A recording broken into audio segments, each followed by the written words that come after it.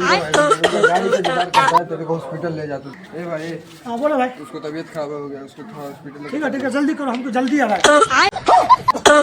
अरे भाई क्या कर रहा हूँ, जल्दी जाना, जल्दी लेके बैठाओ ना गाड़ी पे। कौन सा बीमारी पकड़ लिया इसको?